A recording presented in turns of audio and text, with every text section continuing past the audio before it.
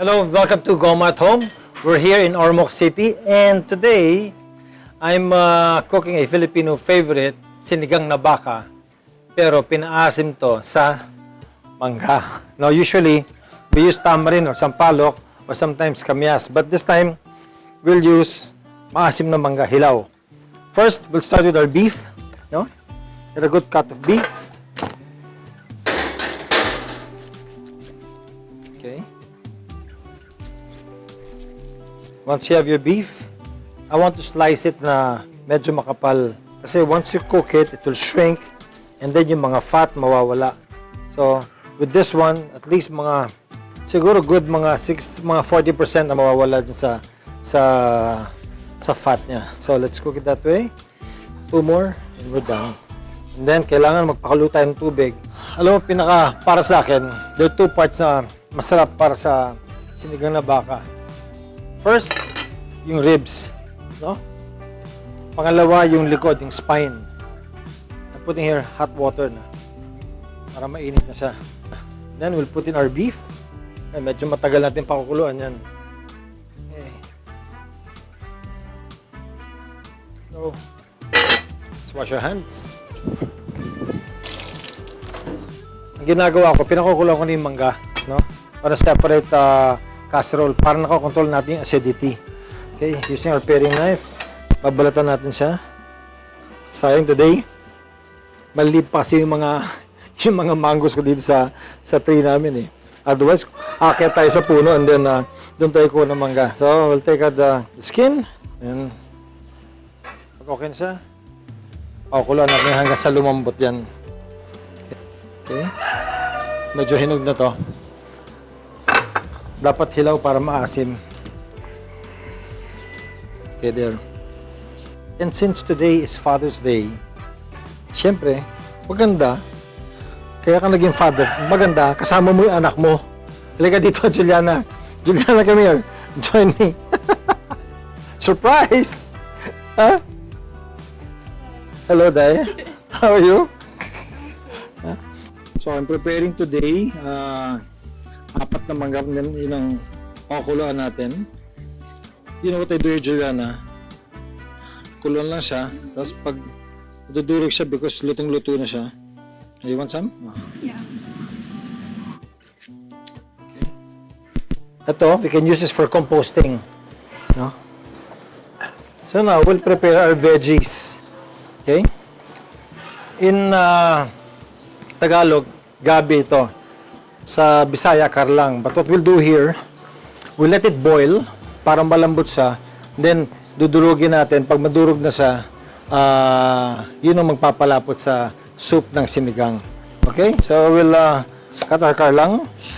And then, we'll slice him into bits. Remember the last time we made this, Juliana? When we had one dinner? Yeah, that's really good. Ah, this is the one. It's the one. So that's what made it so thick last time. Yes. Yup? Yeah. Okay. But there are no mangoes last time, right? I used different So, ito, lalagyan dito. And then we'll put tomatoes in our sinigang.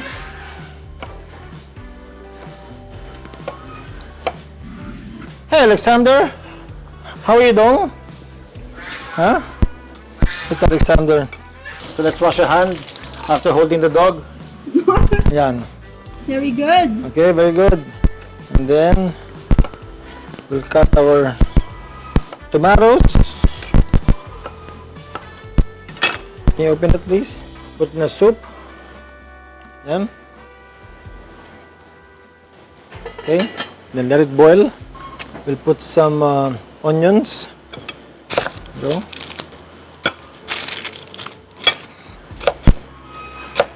What's so special about this dish? Like, why is it?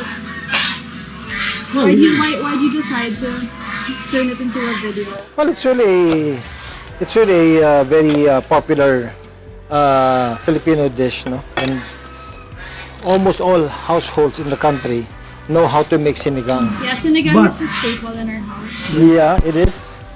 But you'll be surprised, a lot of people also do not know how to prepare sinigang. So that's why we're doing it now. Itong mga onions, you can cut it into big pieces like that. And then we'll put it to a boil for sinigang. Yeah, so open that please. Okay, here we go. And then just let it boil. And then we'll prepare our veg, our talong. Cut this. Then we'll cut it to a bias. Ganyan, no? Medyo nakabias ng konti. 2 pieces of talong. Cut into a bias. There you go.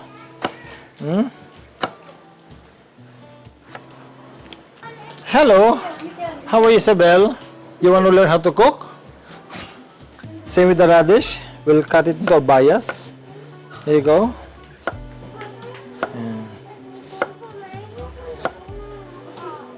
So later, pag malambot na yung baka natin, at saka natin ilalagay lahat ng mga veggies. Hello kids! Dahil bata dito, oh. Watch out, careful! Juliana's like a ate to these kids. Huh? Got this? Put it all here. Put the sitaw. Not that big. Not that big.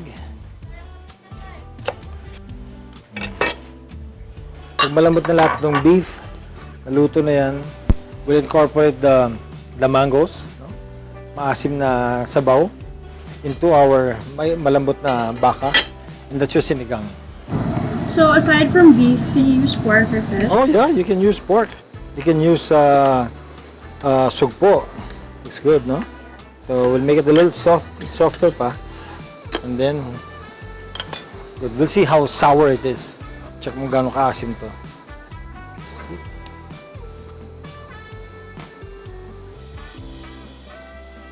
It's good though. It's really good.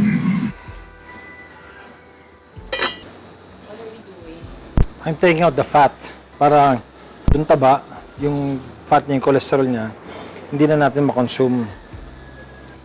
Durog na yung ano natin, durog na yung mangoes natin. No? So all the sourness is now in the soup. And scrape natin ng konti. Open it, sige, open it. Yeah, look at that. Kumukulo na rin siya. Ay, lalagyan natin dyan. We'll add it there. Even the soup of this mango, medyo thick. So are you gonna strain it or are you gonna add No, the no mango more. bits? I just put all the mango bits kasi para may texture yung soup mo. Para it's not flat na malasa lang. But the texture is always nice. Okay? So, with that, we get this and add the stock. So, ito ngayon yung magpapaasim sa sinigang natin. So, with this, you can control the sourness of the sinigang. If you want it a little sour pa, then dagdagan mo pa siya ng pinaka stock natin from the mango. Look at that. Let's give it a try para makita natin kung tama ba yung asim.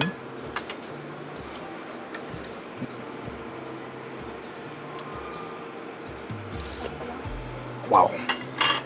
How's that? Let's put some salt now. Wow. It's really good, huh? Really good, huh? Really good. Yeah, put some salt. Okay. From here, pag malambot na yung baka natin, then we can already put in the vegetables.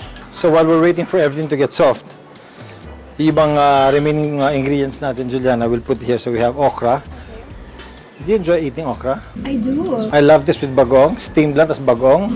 That's, so ito, yung leaves na ng kangkong, just cut it here, and yan na yan.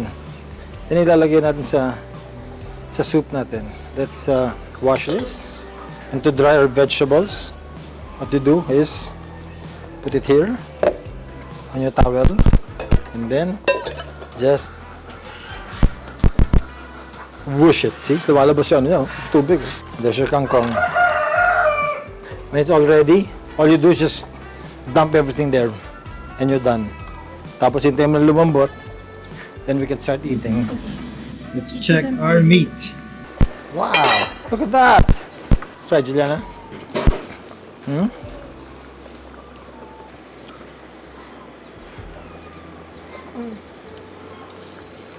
So comforting. So now I will look for my karlang. And then dudurugin natin. The karlang is here. Gahi pang karlang. So, hold the gabi Nakikita mo doon? Yan, dudurugin mo lang siya. Pag dinurog mo siya, yan na yung magpapalapot sa sabaw natin. Yeah, just like that. And you'll be okay. That's why I was cutting it in small pieces eh. Para pag small piece siya, mas madali siyang maluto. You don't need to add, yung kasi what they do, they add She really wanted to cornstarch. Yeah, this is really good with hot rice. I know, that's why. Yeah. Smash it pa. So this is the last step. This is the last. And then just add the veggies and we're done. And we're ready. We'll put in the veggies now. Radish, and then the tomatoes. The tomatoes, the talong. And then we'll put in a sitaw. Yan. Our okra. Yan. And then we'll put in our lovely kangkong. That's it. That's it. That's it. So just put it under the water, under the soup, bring it to a boil, and once it's all cooked, we're all done. We're ready. Yeah, so in less than 10 minutes, it should be finished and we're all ready to... You cover it again. Yes, my love, please cover it. And once everything is soft, it's cooked, the last thing to put is mahabang sili. There you go. Just put in 3. To add a little flavor. Then just put it down. Yeah. That's it? Yeah, that's it. That's it. Within the next 5 minutes, we're done. Let's try the soup. Oh God. It's so good. Huh? Good? One bowl for you? Okay. Yeah. Want more? Sige.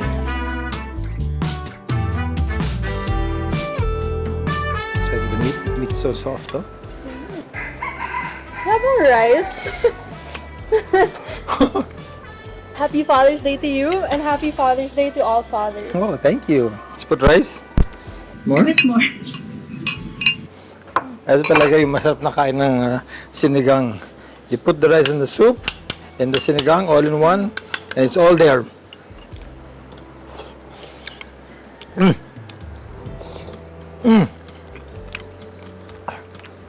Good. Good job. Good, huh? Good. See you next time and go out home. Thank you so much for joining us.